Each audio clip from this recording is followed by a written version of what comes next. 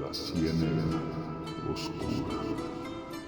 Hola a todos y bienvenidos a La Escena Oscura, su podcast de mitología, criptozoología y leyendas de todo el mundo.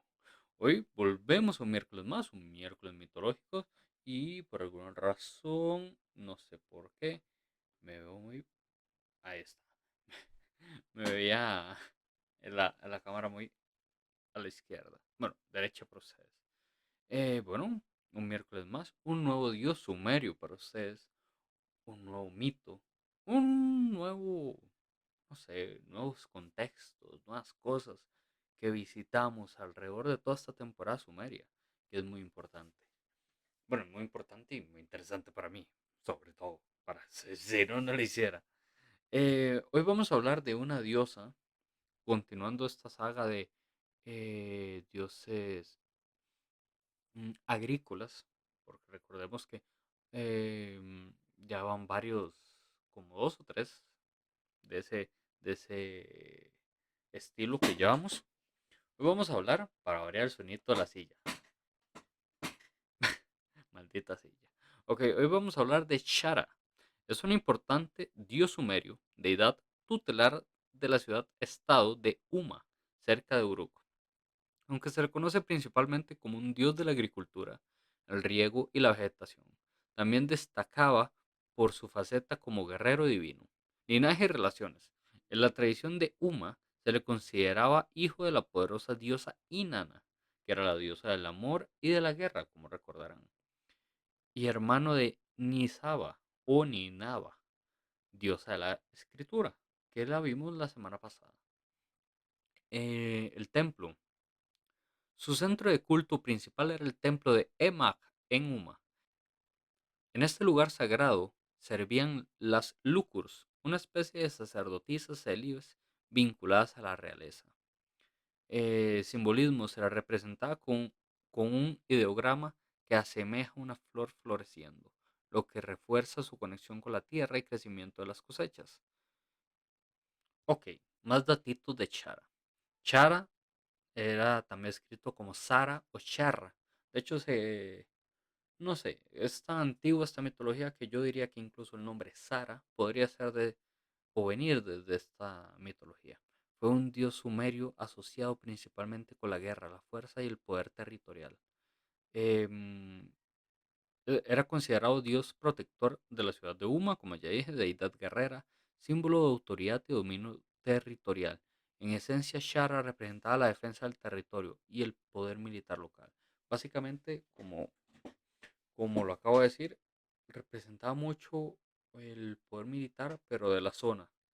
De hecho, en una parte, mientras buscaba la información, decía que incluso era como de las guerras locales. Era muy interesante, no, no sé, era muy extraño.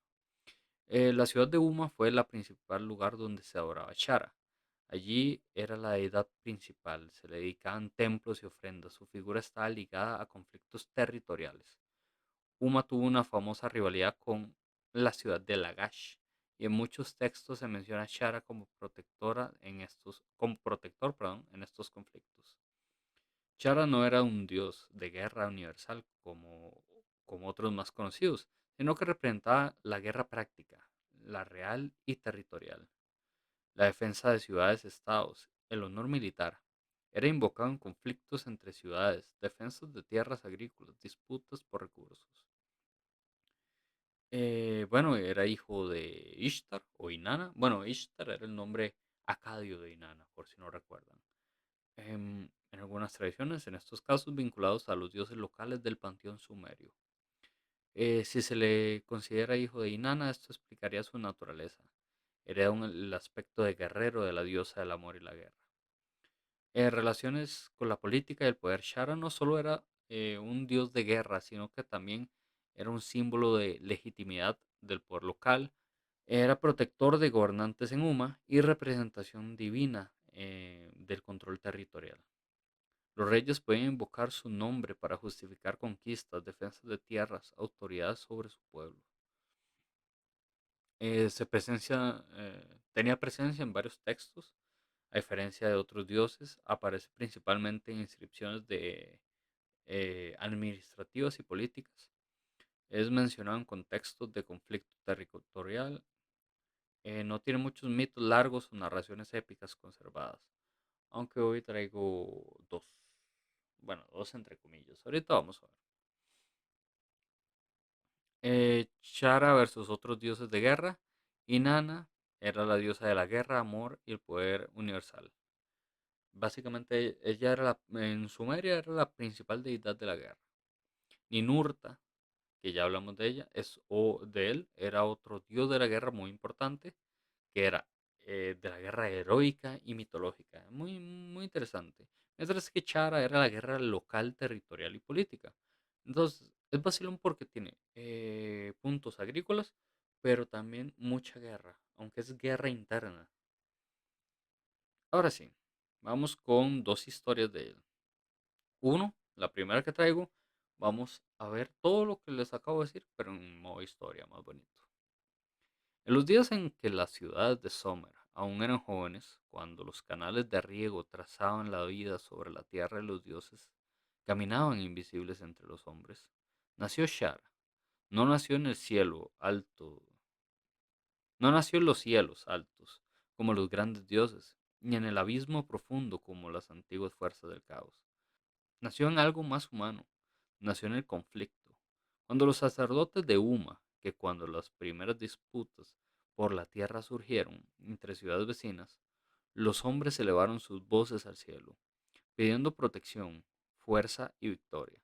Y estas súplicas de la tensión entre deseo y necesidad, Shara tomó su forma.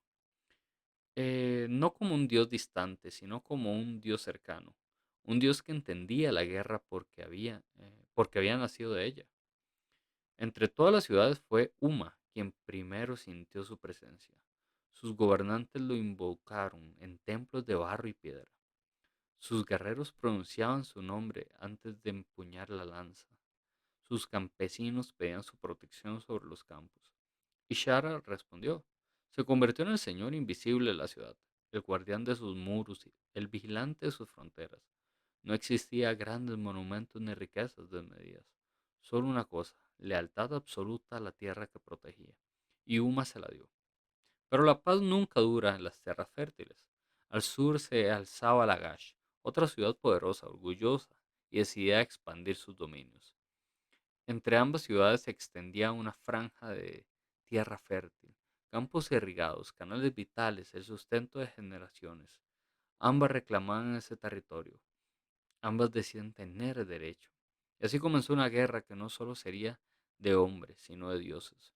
Los gobernantes de Lagash invocaron a sus propias deidades. Los de Uma elevaron plegarias a Shara, y el dios escuchó. Dicen que la primera vez que Shara descendió al campo de batalla, el viento cambió. Los guerreros de Uma sintieron un peso en sus manos, pero no era debilidad. Esa era una fuerza contenida. Sus lanzas parecían más firmes, sus pasos más decididos, sus corazones libres de miedo. Y entre ellos, invisibles pero presentes, caminaba Shara. No gritaba, ni siquiera brillaba como los grandes dioses, pero estaba allí, guiando golpes, desviando ataques, fortaleciendo la voluntad.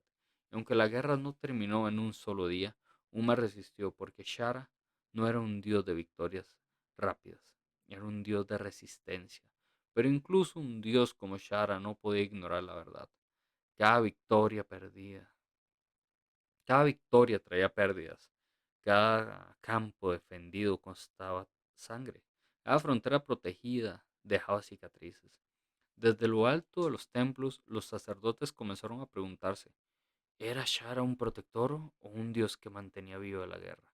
Y en el silencio de la noche, el propio Shara observaba. Veía a los hombres luchar por líneas invisibles. Veía cómo la tierra que defendía era también la que los aterraba y comprendió lo que pocos dioses entendían. La guerra no termina cuando se gana, sino cuando deja de ser necesario. Pero los hombres aún no estaban listos para esa verdad.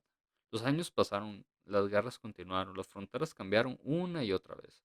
Algunos dioses eran olvidados cuando sus ciudades caían, pero Shara no, porque él no era un dios de imperios, Era un dios de territorios, de identidad, de pertenencia. Mientras existiera alguien dispuesto a defender su hogar, Shara existía. Con el paso del tiempo, otros dioses más grandes tomaron protagonismo. Los imperios crecieron, los nombres cambiaron y Shara se volvió silencio, pero no desapareció. Porque en cada conflicto por una tierra, en cada frontera defendida, en cada persona que se porque en cada conflicto por una tierra, en cada frontera defendida, en cada persona que se planta y dice, esto es mío, este es mi hogar, ahí está Shara, no como un dios de gloria, sino como un dios que lucha constante. Shara no es recordado por grandes epopeyas ni por hazañas cósmicas. Su historia es más simple y más cercana. Es la historia de defender lo que amas. Shara no es recordado por grandes epopeyas ni por hazañas cósmicas. Su historia es más simple y más cercana. Es la historia de defender lo que amas, luchar por lo que es tuyo y cargar con el peso de la decisión.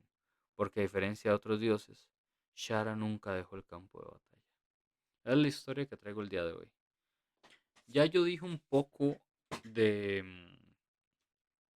de que iba a contar dos historias. En sí ya la conté. Era lo de Uma y Lagash. Pero quería contarles un poco de ese conflicto. Las guerras entre Uma y Lagash son uno de los conflictos más antiguos registrados en la historia humana, alrededor del 2600 al 2350 a.C. No fueron una sola guerra, sino generaciones de enfrentamientos por una franja de tierra fértil, conocida como Gu-Edena. Lo fascinante es que no solo se trató de soldados y reyes, eh, fue un, fue una guerra de dioses, leyes, propagandas, memorias escritas.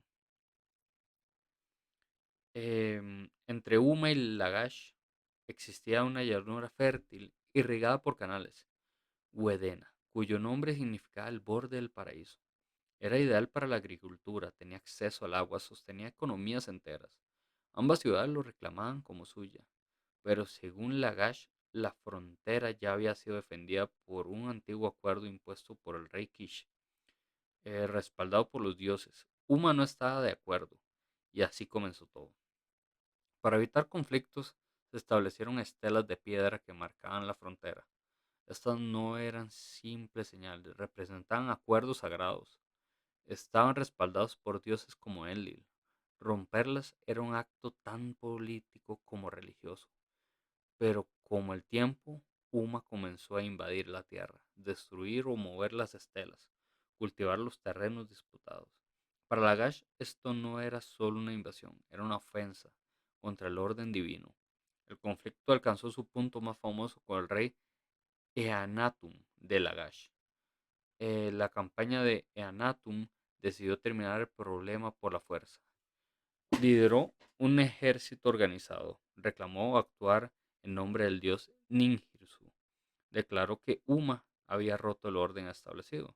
La batalla era brutal. La evidencia más importante de este conflicto es la famosa estela de los buitres. En esta estela es uno de los primeros relatos visuales de la guerra en las ciudades. En ellas se muestran soldados de Lagash avanzando en formación tipo falange, enemigos derrotados siendo devorados por buitres, el dios Ninjirsun capturando a los enemigos en una red divina. Por acá estaré dejando la foto, la habré puesto antes. Muy interesante, como de hecho, justo aquí lo que estoy leyendo tengo la foto y es como wow. De las primeras imágenes de un conflicto registradas y de la manera que lo hacían los sumerios. Lagash no solo ganó, los dioses estaban de su lado. Tras la victoria, Eanatum impuso condiciones. Uma debía reconocer la frontera, debía pagar tributo por usar las tierras, juró ante los dioses respetar el acuerdo. Pero había un problema, el tratado de Sommer era tan frágil como el poder. Después de Eanatum, el conflicto continuó. Uno de los episodios más importantes ocurrió con Enmetena de Lagash, que él acusó a Uma de romper el tratado. Documentó cómo dejaron de pagar el tributo, reafirmó las fronteras mediante inscripciones. Uma, por su parte, seguía intentando recuperar la tierra. Durante generaciones, Uma invadía Lagash.